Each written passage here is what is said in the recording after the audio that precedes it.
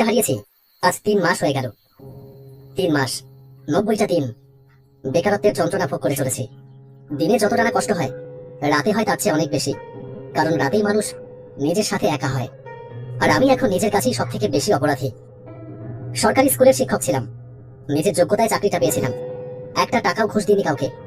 বাবা গর্ব করতো আমাকে নিয়ে, মায়ের চোখেও জল দেখেছিলাম, সুখের জল। অনন্যার বাবা তো বিয়ের প্যান্ডেলের জন্য ডেকোরেটার্সকে অগ্রিম টাকাও দিয়ে রেখেছিল, খাসির মাংসের দোকানেও কথা পাকাপাকি। কিন্তু ভাগ্য, সরকারি তদন্তে নাকি অনিয়ম হয়েছে। আমি জানতাম না, আমি কিছুই করিনি, তবু তালিকায় আমার নামটা এলো, সাসপেনশন। তারপর বরখাস্ত। জীবনের চাকাটা যেন হঠাৎ করেই থমকে গেল। অনন্যার প্রেমও সেদিন কর্পূরের মতো ডুবে গেল। এখন আমি বাইক রাইড সার্ভিস দিই, দিনভর বাইক চালাই, রাতে একটু লিখতে বসি।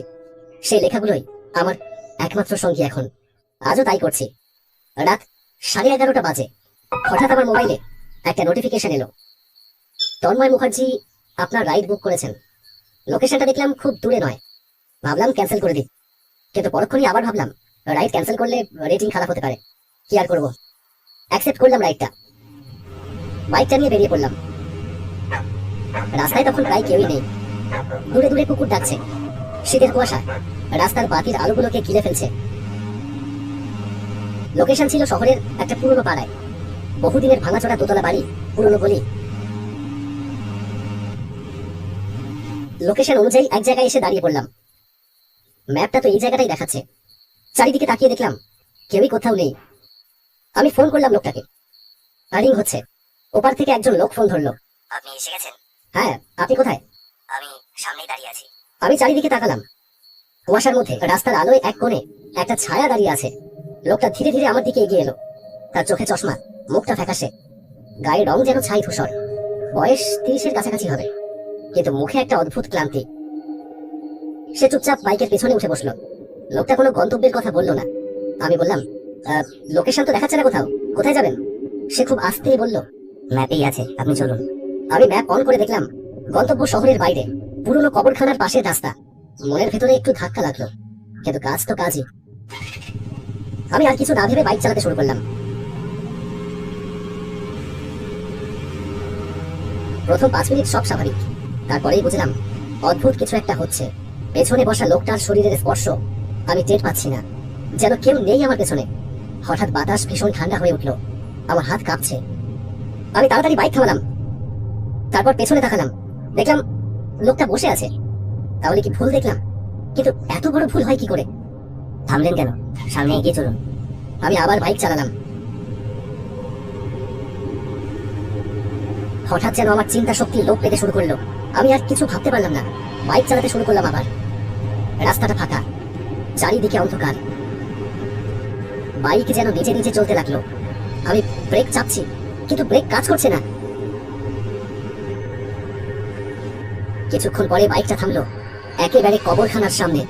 লোহার গেটটা ভাঙা, ভেতরে কুয়াশা ঘন হয়ে রয়েছে। আমি বললাম, এখানে? কোনো উত্তর নেই। পেছনে তাকালাম, লোকটা নেই। হাওয়া কাঁপিয়ে একটা ফিস ফিস আওয়াজ কানে এলো, নেমে আসুন। আমার পা যেন নিজে থেকেই নেমে গেল। গেট ঠেলে ভেতরে ঢুকলাম। কবরগুলোর মাঝখানে এক জায়গায় নতুন মাটি চাপা, তার সামনেই দাঁড়িয়ে আছে লোকটা। সে বলল, আমাকে কেউ বিশ্বাস করেনি। আমি জিজ্ঞেস করলাম, আপনি কে? সে ধীরে ধীরে আমার দিকে ফিরল, তার গলা এইবার স্পষ্ট। আমি তন্ময় মুখার্জি, এই শহরেরই স্কুল শিক্ষক ছিলাম, আপনার মতো। আমার শরীর ভয়ে ঠকঠক করে কাঁপতে থাকলো। সে বলল, আমার উপর মিথ্যে অভিযোগ উঠেছিল, ছাত্রীর সঙ্গে সম্পর্ক। আমি করিনি, তবুও সবাই বিশ্বাস করলো। চাকরি গেল, বিয়ে ভেঙে গেল। এক রাতে এই কবরখানার পাশেই ট্রাকের নিচে পড়লাম। ওরা বলল দুর্ঘটনা, কিন্তু আমি জানি আমি মরতে চাইনি। ভয়ে শিউরে উঠে দেখলাম তার মুখ বদলে যেতে থাকলো। তার মাথা একদিকে কাঁধ, চোখ রক্তাক্ত।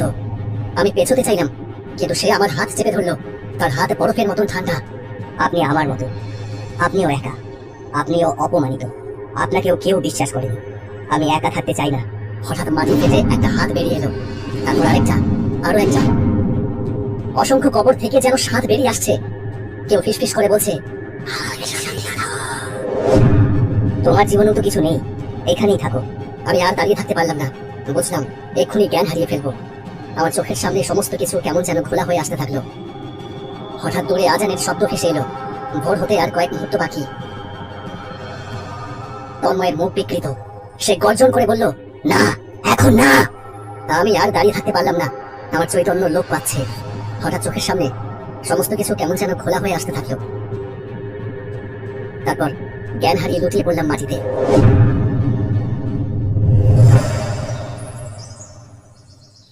পাখিদের কিচিরমিচিরে হুঁশ ফিরল। চোখ খুলে দেখলাম আমি কবরের সামনে রাস্তার উপরে পড়ে আছি। সকালের আলো ফুটে উঠেছে। আমার চারপাশে অনেক লোকজন জড়ো। এই লোকটা রাতে কবরখানার সামনে একা পড়েছিল, ভাগ্যিস বেঁচে গেছে। আমি মোবাইলটা হাতে নিলাম। রাইড হিস্ট্রিতে দেখাচ্ছে ride completed. Tanmoy Mukherjee. Time রাত 12:17। আমার বুকের ভেতর যেন বরফ ঢেলে দিল কেউ। ঠিক তখনই নতুন নোটিফিকেশন এলো। তন্ময় মুখার্জি আবার রাইড বুক করেছেন। লোকেশন আমার বাড়ির ঠিকানা। আমি ধীরে ধীরে মাথা তুললাম। রাস্তার ওপারে কবরখানার গেটের পাশে সে দাঁড়িয়ে রয়েছে। এইবার তার মুখে অদ্ভুত এক হাসি। আজ রাতে আমি আবার আসবো। সেদিনের পর থেকে আমি আর রাতের লাইট দিই না, কিন্তু মাঝে মাঝে মোবাইল নিজে থেকেই চলে ওঠে।